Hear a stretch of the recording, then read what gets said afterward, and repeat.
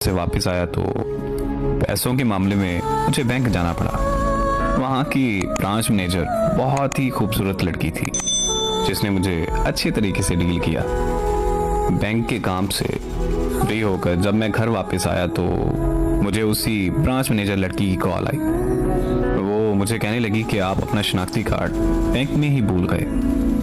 तो मैंने उसे कहा कि मैं कल आकर बैंक से ले लूँगा, लेकिन वो शाम को हमारे घर आ गई। वो मुझसे कहने लगी कि मैं यहाँ पास में ही रहती हूँ। बैंक से वापस घर आ रही थी तो सोचा कि मैं आपको आपका शनाख्ती कार्ड वापस दे दी जाऊँ।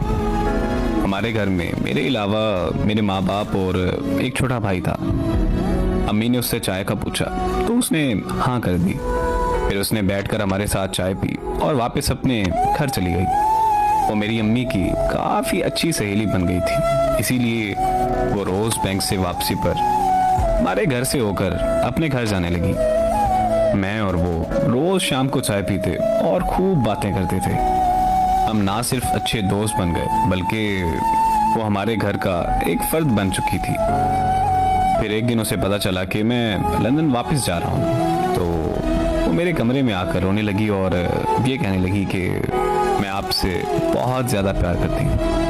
मैं आपको देखे बगैर नहीं रह सकती, इसीलिए रोज़ आपके घर आती हूँ। आप प्लीज़ मुझसे इतनी दूर मत जाएं। उसका इजहार मोहब्बत सुनकर मुझे बहुत खुशी हुई क्योंकि मैं भी उससे बहुत ज़्यादा प्यार करता था, मगर इजहार करने से डरता था कि कहीं हमारी दोस्ती भी ख़त्म ना हो जाए। फिर मैंने उसे अपने गले लगाकर अपनी मोहब्बत का इजहार किया और ये वादा किया कि मैं उसे छोड़कर कहीं नहीं जाऊंगा। इस तरह मैं वापस लंदन नहीं गया। फिर हमारे घर वालों की मुलाकात के बाद हमारा रिश्ता पक्का हो गया।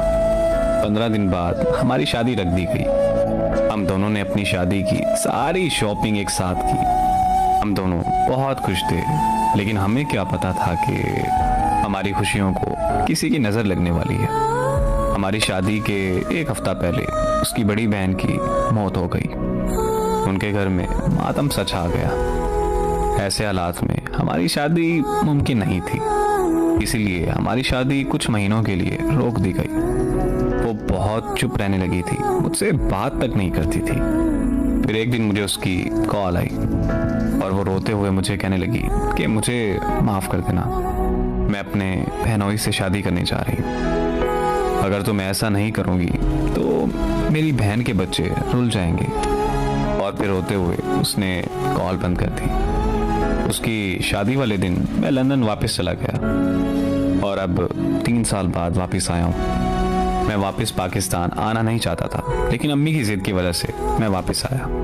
सुना है कि वो अपनी ज़िंदगी में बहुत खुश है। अल्लाह हमेशा उसे खुश ही रखे। मुझे नहीं पता कि उसने जो किया वो बेवफाई थी या वफा, मगर मैं आज भी उससे बेहद मोहब्बत करता हूँ और मैं उससे मोहब्बत अपनी आखिरी सांस तक करता रहूँगा।